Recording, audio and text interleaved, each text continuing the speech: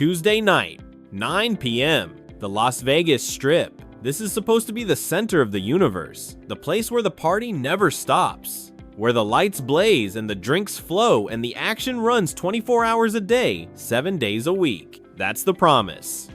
That's the postcard. That's the story Vegas has been selling for 70 years. Walk into any major casino right now, Tuesday night, 9 p.m.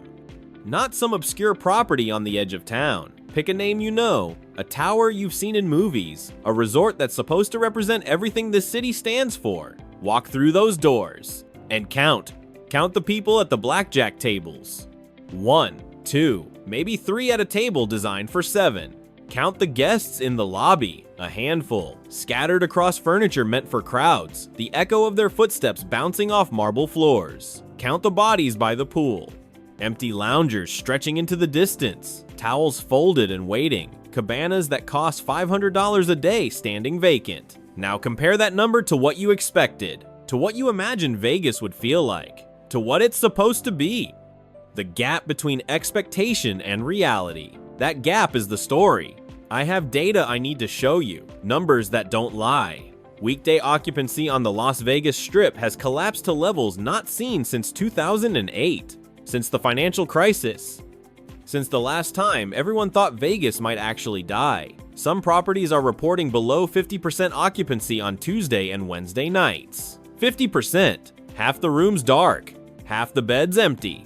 Half the revenue that's supposed to be flowing through these buildings just gone. And that's the official number. The real number is worse. We'll get there. First, I need you to understand what this means. A casino isn't like other businesses. A restaurant can close on slow nights. A retail store can reduce hours. A normal business can scale down when demand disappears. A casino can't. The building doesn't shrink. The electricity bill doesn't care how many guests showed up. The climate control still fights the desert whether the rooms are full or empty. The staff still needs to be there. Security, front desk, minimum coverage just to keep the doors open. Fixed costs. Massive, relentless, unforgiving fixed costs. And when half your rooms are empty, those fixed costs don't get cut in half. They stay exactly where they are, while revenue falls through the floor. Now here's what makes this more than a slow period, more than a temporary dip. Weekends still work. Friday night, Saturday night, the strip still packs out, the pools still fill, the tables still have players. Weekend occupancy holds somewhere around 80%. Sometimes higher for premium properties. That sounds like good news. It's not, because the weekday collapse is so severe, so deep, so catastrophic that no amount of weekend traffic can compensate. Let me show you the math. A hotel needs roughly 75% occupancy to break even, to cover fixed costs, to pay workers, to service debt, to keep the lights on and the machine running. 75%. If you're hitting 85 on weekends and 50 on weekdays, your weekly average lands around 62%. Below break even, every single week. If you're hitting 80 on weekends and 40 on weekdays, your average drops to 54%. Deep underwater. Bleeding money no matter how packed your Saturday night looks. The weekends can't save you. The math doesn't allow it. This is where I need you to subscribe. Because what I'm about to show you isn't just Vegas content, it's a case study in how economies collapse, how industries die, how the math catches up to everyone eventually. If you care about understanding how these systems work, how to see the warning signs before they become headlines, this channel is where that happens. Subscribe now, let's keep going. I walked the strip on a Wednesday last month, not as a tourist, as an investigator. Camera in my pocket, notebook in my hand, counting everything, documenting everything. I wanted to see if the numbers matched reality, if what the data said was actually visible on the ground. It was. It was worse. I walked into a casino I'm not gonna name, one of the big ones, a property you've definitely heard of. 9:30 p.m. Wednesday night. The slot machines were singing. That's what they do, that endless digital chorus. Bells and chimes designed to create the illusion of activity. The soundtrack of excitement, even when there's nothing to be excited about. The machines were singing. No one was listening. I walked the entire gaming floor. Took me 15 minutes.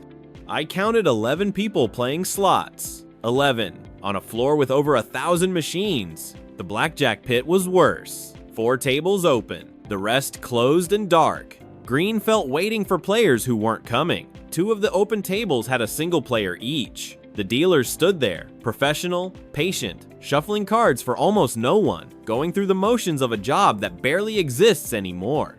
The restaurants told the same story. 3 of them closed entirely. Dark windows, signs saying they open at 5 p.m. on weekends only. The ones that were open had servers standing near empty sections, checking phones, watching the door, hoping. The lobby, maybe 20 people total, in a space designed for hundreds. The front desk had 6 stations, 1 agent working, no line, because there was no one checking in. I took photos. I have them. The official occupancy number for that property that night was supposedly 62%. 62%. I don't know how they calculated that. I don't know what formula turns 11 slot players and empty restaurants into 62% occupancy. But I know what I saw. And what I saw was a ghost town wearing a casino's clothes. Here's why the official numbers lie. How occupancy gets calculated matters. And Vegas has gotten very creative with the calculation. Comped rooms count as occupied. Guests not paying doesn't matter. Room has a body in it. Occupancy goes up. Some properties are comping 30% of their rooms right now, giving them away to loyalty members just to fill beds, just to avoid the visual of empty floors. Those rooms count as occupied.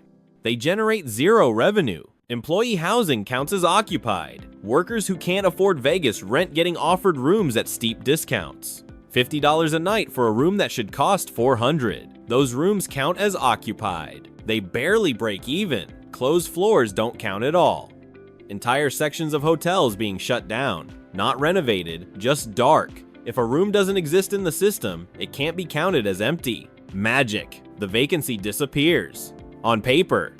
So when Vegas tells you weekday occupancy is 60%, you need to ask a different question. What's the revenue generating occupancy? How many rooms have actual paying guests at actual market rates? Industry insiders have run those numbers. At some properties, the answer is 35%. 35%, 2/3 of the rooms either empty, comped, or sold at rates that don't cover costs. That's not a slow period, that's a crisis. So who's missing? Who used to fill these rooms on Tuesdays and Wednesdays? Where did they go? The answer is simple and permanent. The business traveler, the convention attendee, the corporate retreat, the company that used to fly employees to Vegas for meetings and conferences and team building exercises. They used to fill weekday rooms like clockwork. Predictable, reliable, paying premium rates because someone else was paying the bill. 40% of weekday hotel revenue used to come from business travel. 40%. That's not a segment, that's a foundation. And that foundation crumbled. Not temporarily, permanently.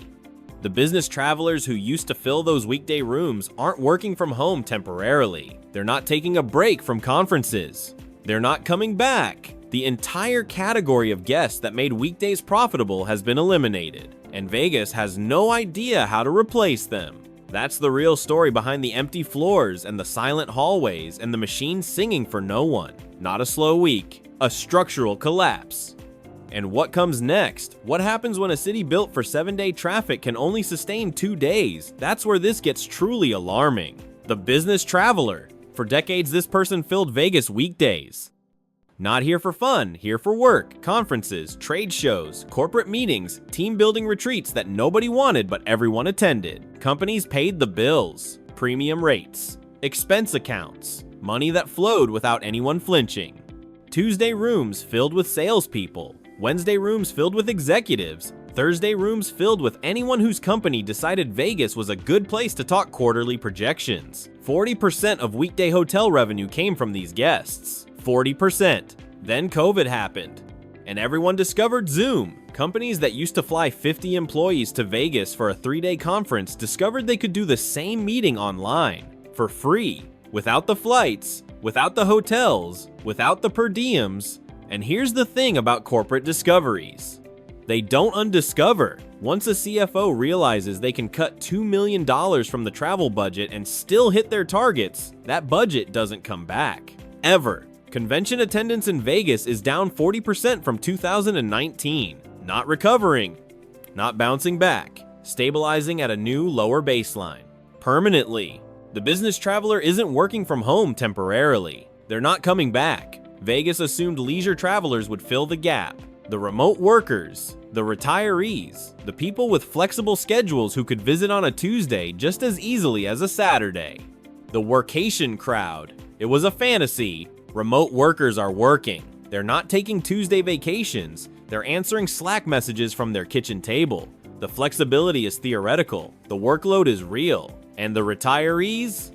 The wealthy individuals with actual flexibility? There aren't enough of them. The volume doesn't exist. You can't replace 40 million middle-class business travelers with 4 million wealthy retirees. The math collapses. Here's how you know the demand is destroyed and not just suppressed.